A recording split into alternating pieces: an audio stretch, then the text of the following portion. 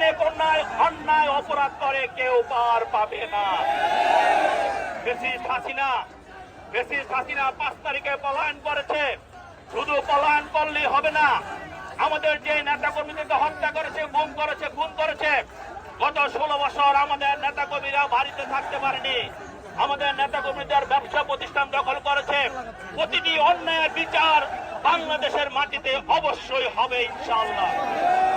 আমরা বলতে চাই, আমাদের পার্টির ভারপ্রাপ্ত চেয়ারম্যান মাননীয় তারেক রহমান তিনি স্পষ্টই বলেছেন, আমরা জনগণের জন্য রাজনীতি করি, আমরা জনগণের ভালো মন্দ দেখি, আমরা গণতন্ত্রের জন্য রাজনীতি করি, আমরা ক্ষমতার জন্য রাজনীতি করি না। আমরা বলতে চাই, অতীতে যে সমস্ত স্বৈরাচারের উদ্ভব হয়েছিল, বাংলাদেশের স্বাধীনতা সার্বভৌমত্ব, বাংলাদেশের গণতন্ত্রকে প্রতিষ্ঠাতে রূপ দেওয়ার জন্য আমাদের পার্টির ভারপ্রাপ্ত চেয়ারম্যান জনাব তারেক রহমান যেভাবে কাজ করে যাচ্ছেন, আমরা বিশ্বাস করি এই শান্তিপ্রিয় জনতা যদি এভাবে রাজপথে থাকে, আর কখনো বাংলাদেশে কোনো ফেসিবাদের উদ্ভব হবে না। আমরা ফেসিবাদকে বাংলাদেশ থেকে চিরতরে নির্মূল করবই ইনশাআল্লাহ। আমরা দীর্ঘ 17 বছর যুদ্ধ করেছি তারেক রহমানের নেতৃত্বে। আমাদের এই উত্তরাতে আমরা মনে করি এটা দেশনেত্রী বেগম খালেদা জিয়া, তারেক রহমানের ঘাঁটি, বিএনপির ঘাঁটি, ধানের শীষের ঘাঁটি। 17 বছর মানুষ ভোট দিতে পারেনি। আজকে 30% যে ইয়াং ভোট আছে, নতুন ভোটার আছে, তারা ভোট দেওয়ার জন্য মুখিয়ে আছে যে কখন ভোট হবে এবং তারা ভোট দিবে।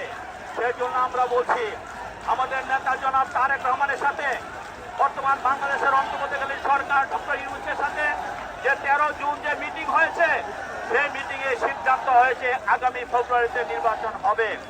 আমরা বিশ্বাস করি আগামী ফেব্রুয়ারিতে নির্বাচন হবে।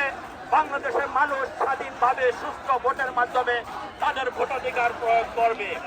এবং যারা আজকে এই ভোট নিয়ে ছিনিমিনি খেলার চেষ্টা করছেন, যারা বলছেন আনুপাতিক হারে ভোটের কথা, তাদেরকে আমি বলে দিতে চাই, বোকার স্বর্গে বসবাস করছেন।